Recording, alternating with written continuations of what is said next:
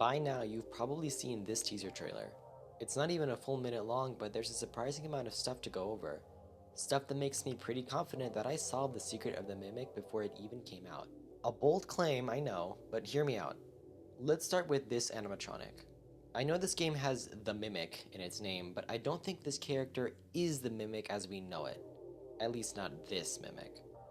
But before I say who I think this character is, and by extension what the secret of the Mimic is, let's go over what we know about this character and what this trailer shows us. We see what looks like carpet from the 70s at the start of the trailer, along with the year 1979 flash at the end of the trailer, so I'm pretty confident in assuming we know when the game takes place. But the lid of the music box we see looks weathered, and when you pause to take a close look, the actual star animatronic of this trailer looks scratched up and old, with dirt marks and cracks. This tells me that this animatronic is older than 1979 by a significant amount of time for it to be in this condition by the time the game would supposedly take place. It's generally believed that the Mimic Edwin Murray created in the books was made in the 70s. But if this character is older than that, then the chances of it being the Mimic we see in Ruin are slim. But the evidence that this animatronic is not Ruin's Mimic is small potatoes compared to the evidence that this animatronic is someone else we know in this franchise. During the whole trailer, we hear the song My Grandfather's Clock, which is a classic Jack in the Box song, as well as the same song that comes from the Marionette's music box. This character's music box is also colored almost entirely in blue and purple, just like the Marionette's. It has a white mask that's separated from the rest of its head, a split down the middle of its face, blue tear streaks, and glowing yellow eyes, all characteristics that Pizza Sim's security puppet has. This animatronic also seems trapped or locked in its music box, only coming out when the music is over. When it does come out, it doesn't use its hands to push the heavy metal flaps of the music box out of the way. It comes up head first, exactly like the puppet. So quite a lot of similarities to the marionette, huh? Definitely, but it's not the only character that this animatronic has connections to. All the puppet imagery may have your attention, but look closer.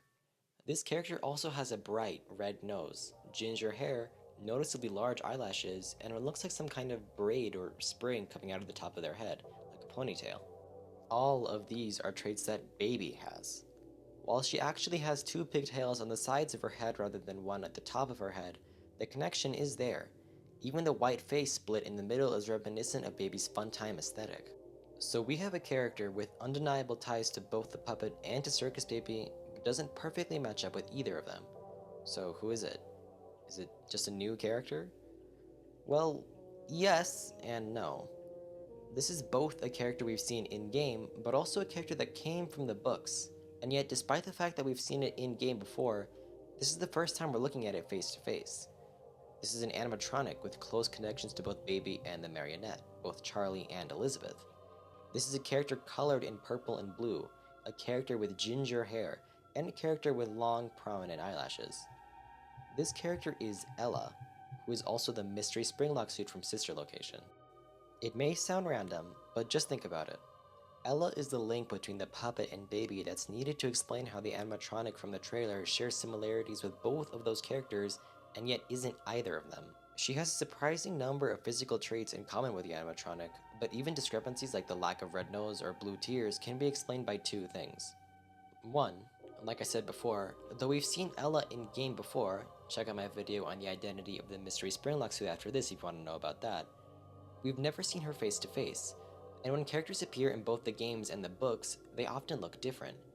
Even multiple of Baby's iterations in the books lack her bright red nose, so it's very possible that the game version of Ella has features that the book versions lack. The second explanation, and the one I believe has real implications for the Secret of the Mimics game's actual story, is that we have only ever seen the version of Ella that was meant to take the place of toddler Charlotte. In the novels, Henry had blueprints for 4 different Charlie bots for 4 different age groups, and when their illusion discs were activated, they looked like human Charlottes, but when their discs weren't active, they looked like Ella. Even the apparent old age of this animatronic would line up with the rundown look of the Sister Location Springlock. And if I'm right about all this, then it makes sense why Scott declined to reveal to Daka what the suit actually is during their first interview. What if the mystery Springlock suit and this animatronic are both the adult Ella bot? What if this very old character is actually the first iteration in the timeline of the concept that later branched off into characters like the Marionette and Circus Baby? What if the secret of the mimic, the original mimic, is the identity of the person it's been mimicking this whole time?